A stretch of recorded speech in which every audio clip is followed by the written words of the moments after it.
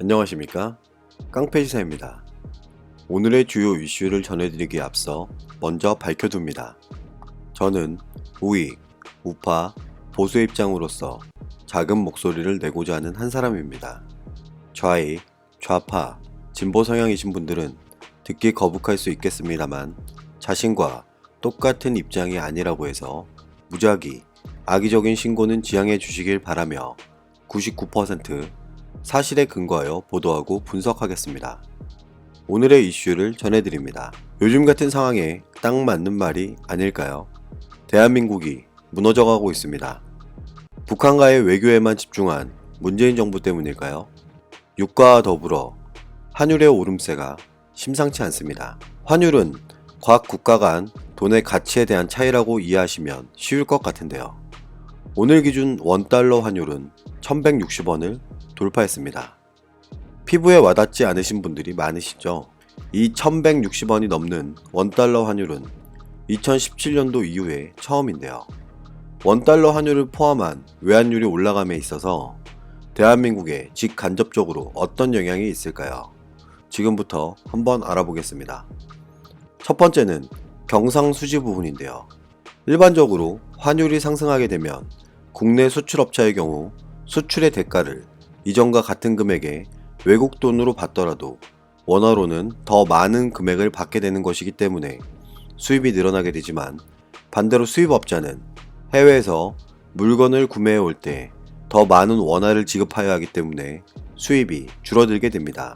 이걸 바탕으로 결과론적으로는 경상수지가 개선되게 되지만, 환율 변동이 일어난 후 수출입 물량이 변동되기까지는 상당한 기간이 소요되기 때문에 효과가 장기간에 걸쳐 서서히 나타나는데요. 지금 당장은 피부에 와닿지 않아도 환율이 올라가게 되면 대한민국 화폐의 가치가 하락한다고 볼 수 있는 겁니다. 두 번째는 물가의 변동입니다. 환율이 상승하면 원자재나 부품 등을 수입하는 경우 더 많은 원화를 지급하기 때문에 국내의 물가가 올라가게 되며, 환율 변동에 따른 국내 물가 변동의 정도는 해외 국가들에 대한 무역 의존도에 따라 결정되는데, 우리나라처럼 원자재의 수입 의존도가 높은 경우에는 환율의 변동이 국내 물가에 더 많은 영향을 미치게 되는 겁니다. 세 번째는 외국에 대한 채무 부분인데요. 국가나 개인이 외국에서 돈을 빌렸을 경우 환율이 상승하면 외국 돈을 갚기 위해 더 많은 원화를 지불해야 되므로 외국에 진 빚을 갚는 부담은 늘어나게 되는 겁니다.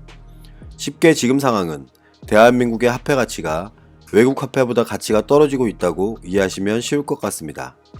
이런 와중에 대한민국 경제 상황은 어떨까요? 문재인 정부와 한국은행은 올해 대한민국 경제 성장률 전망치를 2.5%에서 2.7%로 예상하고 있습니다만, 일부 전문가들은 2%도 채 되지 않을 거라고 전망하고 있는데요. 세계 경기가 불황이지만 대한민국은 현재 경제 저성장 경고입니다. 대한민국 경제 성장률은 2010년 6.5% 고점을 기준으로 2011년 3.7%, 2012년 2.3%, 2013년 2.9%, 2014년 3.3%, 2015년 2.8%, 2016년 2.9%, 2017년 3.1%, 2018년 2.7%로 계속 하향선을 그리고 있는 건데요. 2019년 경제 성장률 전망치가 2% 이하로 떨어진다면 최근 10년 동안 가장 낮은 수치입니다. 경제 성장률이 떨어지게 되면 새로운 일자리 창출은 더욱 어려워지고, 주로 수출로 먹고 사는 대한민국의 전반적인 부분이 매우 악화되었다고 볼 수 있습니다. 이주열 한국은행 총재조차 이렇게 생각한 걸까요? 문재인 정부와 한국은행의 올해 성장률 전망치 2.5%에서 2.7%를 맞추려면 분발이 필요하다고 언급했는데요. 4월 26일 주요 은행장들과 모인 금융협의회 모임에서 이주열 한국은행 총재는 이런 말을 합니다. 2019년 남은 2, 3, 4분기 성장률을 끌어올리지 않으면 올해 대한민국 경제성장률 전망치를 지키기 어려울 것이며, 문재인 정부의 재정 투입 효과가 아직 개별 소비 주체에 잘 전달되지 않는 것 같다고 우려했다고 합니다.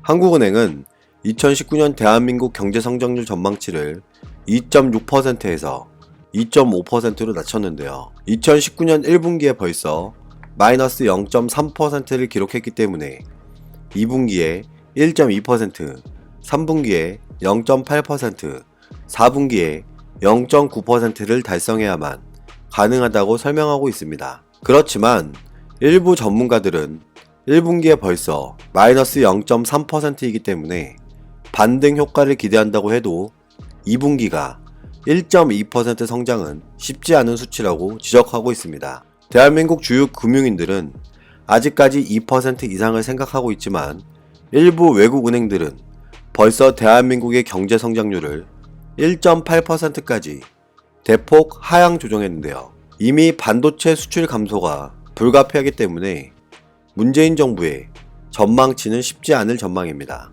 문재인 정부는 이 사실을 알고 있을까요?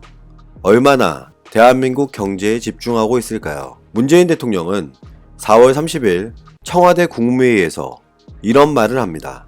2019년 2월 3월 연속해서 전년 대비 취업자 증가 규모가 20만 명대 중반으로 올라섰으며 15세에서 64세 고용률도 상승세로 돌아섰다고 하는데요. 특히 청년 고용률이 크게 높아졌으며 이유로는 창업 벤처 활성화 정책과 공공사회 서비스 일자리 확충, 청년 일자리 정책 등의 효과가 나타난 것으로 판단하고 있습니다.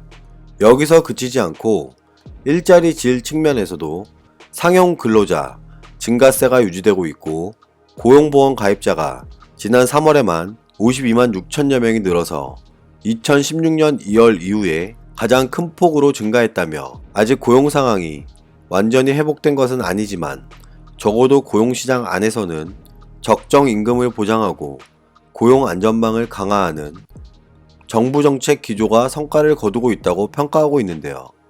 이 발언에 여러분의 생각은 어떠십니까? 과연 이 말이 직간접적으로 와닿기는 하십니까?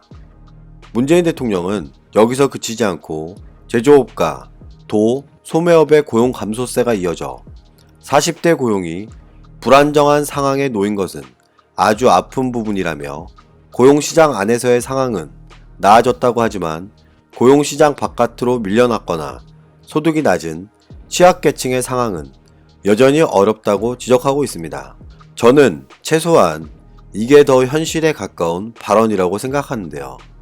문재인 대통령은 정부가 공공 일자리 확충 노력을 계속하고 있고 민간 일자리 창출도 적극 지원하고 있지만 기술 발전과 고령화로 인한 경제산업 구조 변화가 가져올 고용 구조의 변화까지 고려하면 사회 안전망과 고용 안전망에 더욱 힘을 쏟아야 한다며 강조했고 추경의 조속한 통과와 신속한 집행을 위해 국회의 공감과 지지를 이끌어내는 데 각별한 노력을 기울여주기 바란다면서 신속한 추경안 처리를 요청했는데요.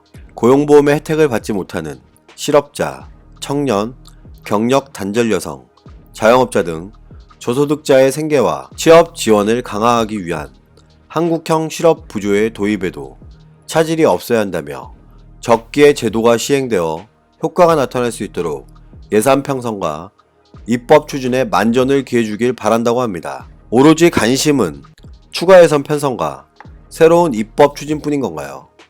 지금 현재 대한민국에 굉장히 무서운 일이 벌어지고 있습니다. 바로 우리들이 응원하는 우파의 대표적인 자유한국당 해산을 요구하는 청와대 국민청원이 올라왔는데요. 자유한국당의 해산을 요구하는 청와대 국민청원에 참여한 인원이 지금껏 보지 못했던 역대 최다를 기록하고 있습니다. 현재 청원에 동참한 사람의 수만 약 119만 명이 넘었습니다. 여야의 극한 대치는 어제 오늘 일이 아닌데요. 이번에는 공직선거법, 개혁법안, 패스트트랙, 신속처리안건 지정을 둘러싸고 물리적인 충돌로까지 이어지고 있습니다.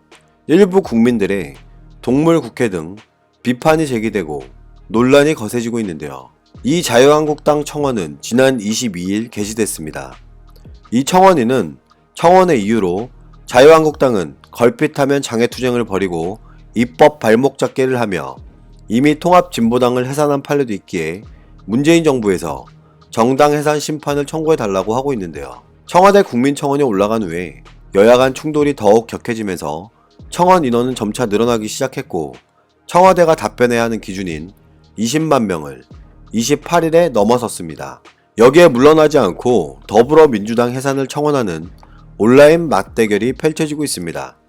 민주당 해산을 주장한 청원인은 선거법은 국회 합의가 원칙임에도 민주당은 제1야당을 제쳐두고 고위공직자 범죄 수처법과 선거법을 정치적 이익을 위해 패스트트랙 지정을 해 물리적 충돌을 가져왔다고 글을 올렸습니다. 여러분은 누구의 편에 서시겠습니까? 자유한국당 나경원 원내대표는 공직선거법 개정안과 고위공직자 범죄수사처법이 패스트트랙으로 지정된 데 대해 이런 말을 합니다. 오늘 우리의 민주주의는 죽었고 또 하나 치욕의 날이 기록됐다면서 좌파 독재에 새로운 트랙을 깔았다고 하는데요. 그들은 정권을 잡은 뒤에 곳곳에서 대한민국의 헌법을 유린했고 자유를 유린했고 민주를 유린했고 모든 권력을 그들의 손아귀 안에 뒀다고 강조했습니다. 선거의 룰마저 바꾸고 급기야 대통령의 홍위병인 대통령이 마음대로 하는 공수처를 설치하는 법을 패스트트랙에 태우고 논의의 시작이라고 하지만 새빨간 거짓말이라며 목소리를 높였는데요. 법적 효력을 따지고 논의하기에 앞서 국민 여러분이 우리의 진정한 외침을 알아주라며 강조했고 비록 오늘 우리가 그들을 저지하지 못했지만 국민과 함께 투쟁해 간다면 좌파 장기 집권의 야욕을 멈출 수 있다고 했습니다. 나경원 원내대표는 자유한국당을 넘어 보수, 우파를 넘어 대한민국을 지킨다는 마음으로 싸워야 한다며 지금부터 자유한국당은 반정권, 반문재인 투쟁을 시작해야 한다고 밝혔습니다. 헌법 수호 투쟁은 절대 멈추지 않아야 하고 국회에서, 광장에서 결사항전해야 한다고 말했습니다. 여야의 입장이 극명하게 나뉜 지금 여러분은 누구의 목소리를 응원하시겠습니까? 판단은 여러분의 몫입니다. 감사합니다.